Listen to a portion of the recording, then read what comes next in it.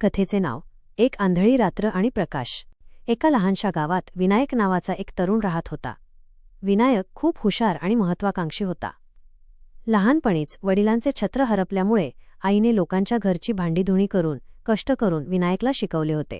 विनायकचेही एकच स्वप्न होते, शहरात जायचे, खूप पैसा कमवायचा आणि गरिबीतून बाहेर पडायचे. शेवटी तो दिवस आला. विनायकला शहरातल्या एका मोठ्या नामांकित कंपनीत नोकरी मिळाली. पहिल्या काही महिन्यांत तो दर सुट्टीला गावी आईला भेटायला यायचा. पण जसजसा त्याचा पगार वाढू लागला, कामाची जबाबदारी वाढली, तसतशी शहराची झगमगाटी दुनिया त्याला आपलीशी वाटू लागली. आता त्याला गावाकडचे ते छोटेसे घर, तिथली शांतता आणि आईचे जुनाट विचार नकोसे वाटू लागले होते. हळूहळू त्याने गावी येणे कमी केले.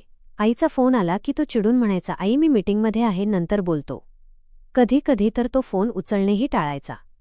आई फोनवर फक्त एवढंच विचारायची, बाळा वेळेवर जेवलास का? पण विनायकला या साध्या प्रश्नाचाही कंटाळा येऊ लागला होता.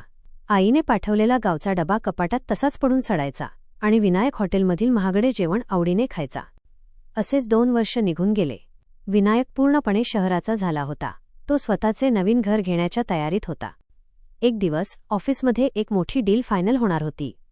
विनायक खूप उत्साहात होता. तेवढ्यात त्याच्या मोबाईलवर गावच्या सरपंचांचा फोन आला. विनायकने नेहमीप्रमाणे फोन कट केला, पण फोन सतत वाजत राहिला. शेवटी चिडून विनायकने फोन उचलला. काय आहे सरपंच, मी खूप महत्वाच्या कामात आहे. पलीकडून गंभीर आवाज आला, विनायक रागवू नकोस, तातडीने गावी निघ. तुझ्या आईला पॅरालिसिसचा पक्षाघाताचा झटका आलाय.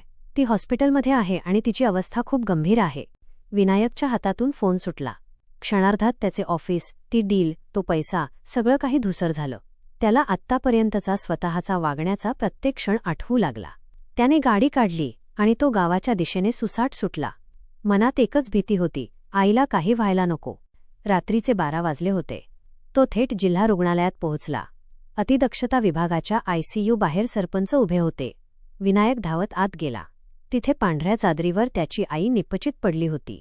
जी आई कधीच शांत बसत नव्हती, ती आज हलतही नव्हती. तिच्या चेहऱ्यावरचे तेज नाहीसे झाले होते आणि अंगावर नळ्या लागलेल्या होत्या. विनायक आईच्या पायाजवळ बसला आणि रडू लागला, आई मला माफ कर, मी चुकलो आई. उठ ना, माझ्याशी बोल.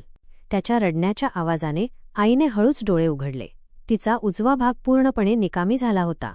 ती बोलू शकत नव्हती, पण तिच्या डाव्या हाताने तिने विनायकच्या डोक्यावर हात ठेवला.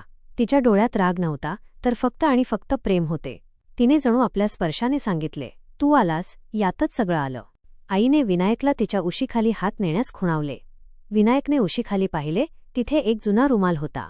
त्या रुमालात आईने, विनायकने तिला दरमहा पाठवलेल्या पैशांपैकी उरलेले पैसे आणि काही सोन्याची नाणी बांधून ठेवली होती. सोबत एक चिठ्ठी होती, जी आईने आजारी पडण्यापूर्वी शेजाऱ्यांकडून लिहून घेतली होती.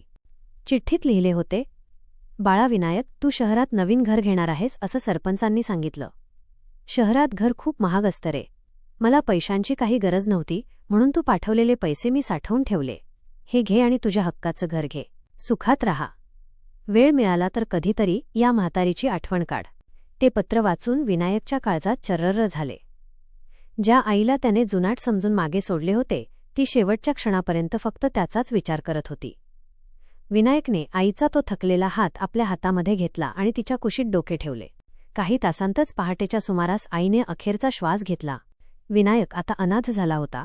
त्याच्याकडे पैसा होता, शहरातले मोठे करिअर होते, पण ते कौतुक पाहणारी आणि हक्काने वेळेवर जेवलास का विचारणारी आई आता या जगात नव्हती. कथेचा शेवट. काही दिवसानंतर विनायकने शहरातली नोकरी सोडली नाही, पण त्याचा जगण्याचा दृष्टिकोन बदलला. त्याने शहरात घर घेतले, पण त्या घरात त्याने एक खोली गावाकडच्या वृद्ध आणि गरजू लोकांसाठी राखीव ठेवली, जिथे तो सुट्टीच्या दिवशी येऊन त्यांची सेवा करायचा. आता त्याच्याकडे पैसा आणि यश दोन्ही होते, पण त्यासोबतच नात्यांची किंमत आणि आईची शिकवणही होती.